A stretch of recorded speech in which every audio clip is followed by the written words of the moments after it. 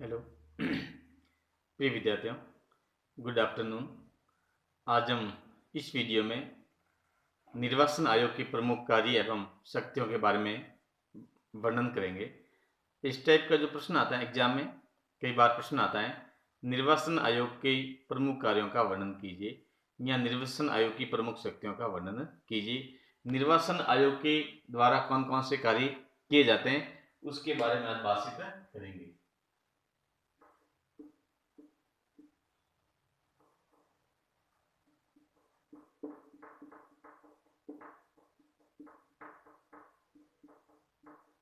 निर्वाचन आयोग के प्रमुख कार्य या शक्तियां।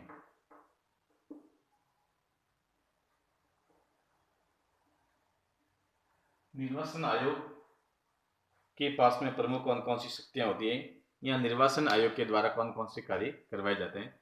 निर्वाचन आयोग, भारत का जो निर्वाचन आयोग है, हमने पढ़ा था, बहुसदस्यीय वर्तमान निर्वाचन आयोग है, जिसमें एक मुख्य निर्वाचन आयुक्त एवं 2 अन्य निर्वाचन आयुक्त होते हैं। 25 जनवरी 1950 को भारत में निर्वाचन आयोग की स्थापना हुई थी, 25 जनवरी 1950 को, और हम प्रतिवर्ष 25 जनवरी को प्रतिवर्ष मतदाता दिवस के रूप में मनाते हैं। और इस दिन हम जगह जगह पर मतदाताओं को जागरूक करने के बारे में बताते हैं, उसको प्रशिक्षण देते हैं, लोकतंत्र के महत्व के बारे में बताते हैं। इस प्रकार का एक कार्यक्रम हमारा चलाया जाता है। आज हम बात करते हैं कि निर्वाचन आयोग के पास में प्रमुख कौन कौन से कार्य हैं। उसका जो पहला कार्य है, निर्वाचन क्षेत्रों का परिसीमन करना। पहला जो कार्य होगा, निर्वाचन क्षेत्रों का परिसीमन करना।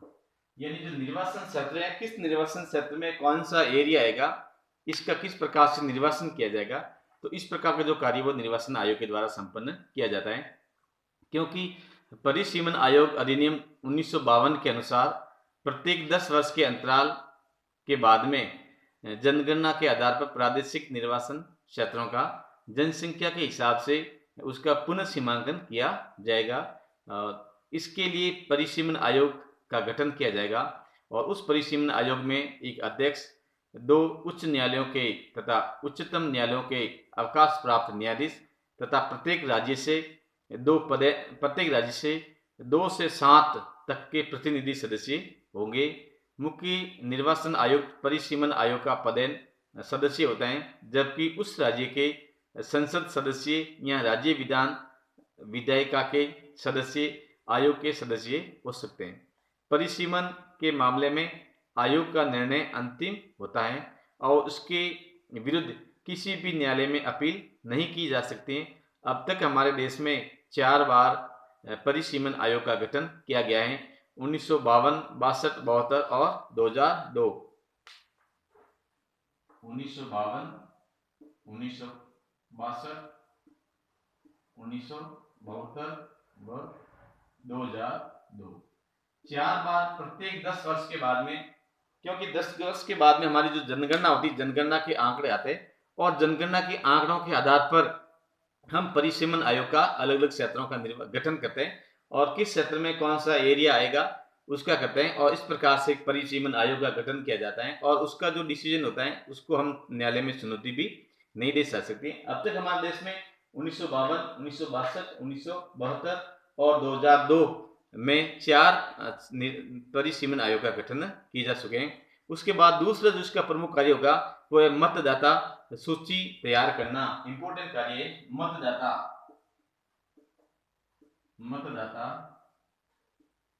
सूचियां तैयार करना। मतदाता वोटर लिस्ट, जो वोटर लिस्ट होती है, वोटर लिस्ट, क्योंकि वोटर लिस्ट में जो परिवर्तन आता है, प्रत्येक लोकसभा एवं विधानसभा के चुनाव से पूर्व निर्वाचन नामावली यानी कि मतदाता सूचियां तैयार करवाना निर्वाचन आयोग का प्रमुख कार्य होता है। कोई भी व्यक्ति मत देने से वंचित नहीं हो तभी मताधिकार हो सकता है, जब तक उसका मतदाता सूची में नाम नहीं हो। हम देखते हैं कि हमारे देश में जो मतदाता की जो आयु है, वोट देने की जो आयु है, पहले जब हमने संविधान लिखा था उस समय मतदाता की वोट देने की आयु 21 वर्ष थी, लेकिन 61वें संविधान संशोधन अधिनियम द्वारा इसकी जो आयु है वो 18 वर्ष कर दी गई है। अब क्या किए, प्रति वर्ष हम आकलन करते हैं और 18 वर्ष का व्यक्ति होने पर उसको मतदाता सूची में दर्ज किया जाता है। कोई भी व्यक्ति अपने मताधिकार का प्रयोग तभी कर सकता है जब तक उसका मताधिकार सूची में नाम दर्ज नहीं हो। तो ये कार्य भी निर्वाचन आयोग के द्वारा समय समय पर किया जाता है। प्रत्येक व्यक्ति जो एक मतदाता की आयु प्राप्त कर लेता है तो उसका मतदाता सूची में नाम अंकित किया जाता है। इस प्रकार की व्यवस्था करना है। उसके बाद में विभिन्न राजनीतिक दलों को मान्यता प्रदान करना, राजनीतिक दलों को मान्यता प्रदान करना, विभिन्न राजनीतिक दलों को मान्यता प्रदान करना। विभिन्न जो राजनीतिक दल होते हैं उन राजनीतिक दलों को जो राजनीतिक दल होते हैं समय पर उस राजनीतिक दल को जो मान्यता प्रदान करता है। निर्वाचन आयोग समय समय पर विधि द्वारा निर्धारित नियमों के अनुसार विभिन्न राजनीतिक दलों को मान्यता प्रदान करता है। उसके बाद में राजनीतिक दलों को मान्यता प्रदान करने के बाद में चुनाव चिन्ह आवंटित करना। जो राजनीतिक जो दल होते हैं कुछ राजनीतिक दलों को चुनाव चिन्ह, राजनीतिक दलों को चुनाव चिन्ह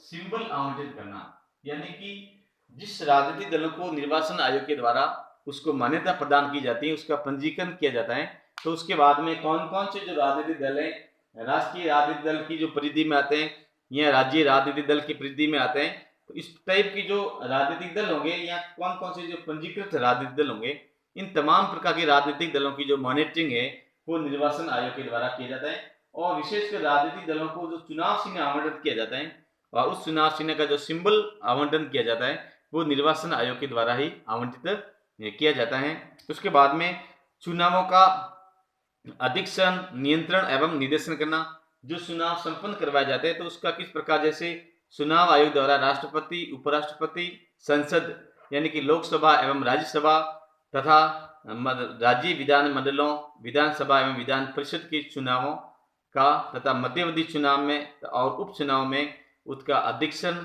नियंत्रण और निर्देशन किया जाता है।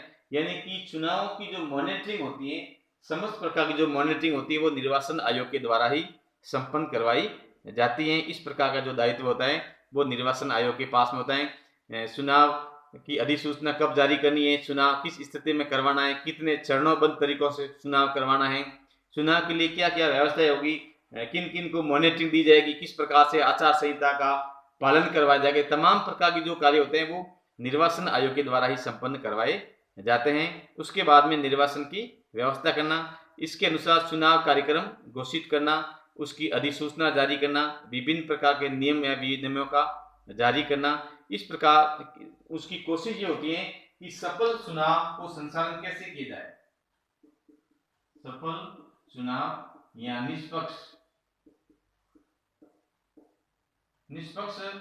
चुनाव कैसे संपन्न करवाया जाए। तो इस प्रकार की जो मॉनिटरिंग होती है ये मॉनिटरिंग चुनाव या निर्वाचन आयोग के द्वारा संपन्न करवाई जाती है। निर्वाचन आयोग ही तय करता है कि चुनाव कार्यक्रम कब घोषित करना है, इसकी अधिसूचना क्या करनी है, कौन कौन सी तिथि तय करनी, कितने चरणबद्ध तरीकों से संपन्न करवाए जाएंगे। इस प्रकार की व्यवस्था चुनाव आयोग के द्वारा संचालित की जाती है। फिर चुनाव आचार संहिता तैयार करना सबसे महत्वपूर्ण है। चुनाव आचार संहिता,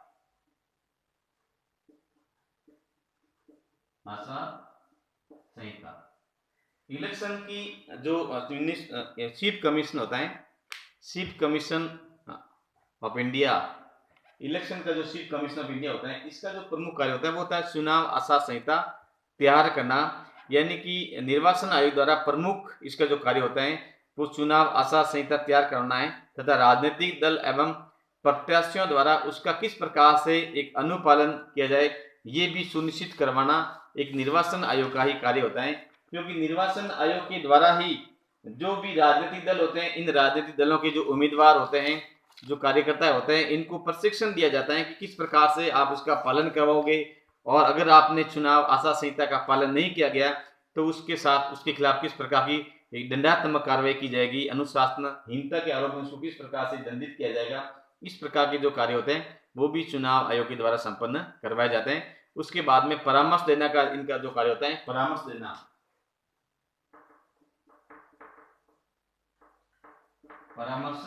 देना, इसमें भी जैसे विभिन्न प्रकार के जो संसद सदस्य होते हैं, राज्य विधानसभा के सदस्य होते हैं, इनकी अयोग्यता संबंधी मामलों में अनुच्छेद 103 तथा अनुच्छेद 192 यानी कि क्रमशः राष्ट्रपति एवं राज्यपाल को परामर्श दिया जाता है। अगर चुनाव के दौरान किसी भी संसद सदस्य या राज्य मंडल के सदस्यों के ऊपर अगर अयोग्यता संबंधी प्रश्न खड़ा होता है तो ऐसी स्थिति में आर्टिकल 103 के अनुसार राष्ट्रपति एवं आर्टिकल 192 के अनुसार राज्यसभा को इस बारे में निर्वाचन आयोग द्वारा परामर्श दिया जाता है। इसके अतिरिक्त भी चुनाव आयोग के द्वारा कुछ कार्य संपादित किए जाते हैं, जैसे आवश्यकता पड़ने पर चुनाव को रद्द करना तथा उपचुनाव करवाना। यानी कि अगर चुनाव आयोग को लगता है कि कहीं चुनाव के दौरान कई बार हम देखते हैं कि कई बार धांधली हो जाती है, बूथ कैप्चरिंग की जो घटनाएं होती है आए दिन कई बार देखने को मिलती हैं, तो इस प्रकार की व्यवस्था को देखना और अगर उसको लगता है कि लोकतंत्र की कहीं पर लोकतंत्र के साथ में खिलवाड़ किया जाता है या निष्पक्ष तरीके से मतदान नहीं करवाए जा रहे हैं या आम प्रकार के जो लोग होते हैं उनको डरा कर धमका कर अगर उस प्रकार से जो चुनाव करवाए जाते हैं, तो इस प्रकार के जो बूथ होते हैं उसका एक सीमांकन करना निर्वाचन आयोग का कार्य होता है और निर्वाचन आयोग वहां पर आवश्यकता पड़ने पर उपचुनाव भी करवाता है। विभिन्न राजनीतिक दलों को रेडियो टेलीविजन पर चुनाव प्रसार के लिए समय आवंटित करना। जो विभिन्न राजनीतिक दल होते हैं, राजनीतिक दलों द्वारा जब निर्वाचन आयोग को एक प्रार्थना पत्र प्रस्तुत किया जाता है कि उन्हें भी रेडियो एवं टेलीविजन के माध्यम से अपने निर्वाचन या चुनाव संबंधी प्रसार करने के लिए समय आवंटित किया जाए, तो इस प्रकार की व्यवस्था करवाना भी निर्वाचन आयोग का कार्य होता है। उसके बाद में मतदाताओं को राजनीतिक प्रशिक्षण देना, ये भी निर्वाचन आयोग का प्रमुख कार्य होता है। आजकल हमारे जो वोट है वो ईवीएम के द्वारा दिए जाते हैं, तो ईवीएम के द्वारा किस प्रकार से मतदान करवाया जाता है, मतदान दलों को किस प्रकार से प्रशिक्षण करवाया जाता है। उसके बाद में मतदान दलों के साथ साथ में जो मतदाता हैं उन मतदाताओं को किस प्रकार से उसमें एक राजनीतिक जागृति पैदा करने के लिए उनको किस प्रकार से चुनाव का महत्व बताने के लिए इनको किस प्रकार से प्रशिक्षण किया जाता है, जिससे कि वो अधिक से अधिक लोकतंत्र के महाकुंभ में किस प्रकार से भाग ले सके, जिससे कि देश में एक सशक्त लोकतंत्र किस प्रकार से विकसित किया जाए। तो इस प्रकार के जो कार्यक्रम होता है वो समय समय पर एक निर्वाचन आयोग के द्वारा संचालित किए जाते हैं, जिससे कि मतदाताओं को राजनीतिक प्रशिक्षण प्राप्त हो, जिससे वो एक लोकतंत्र में अपनी भूमिका निभा सके। धन्यवाद।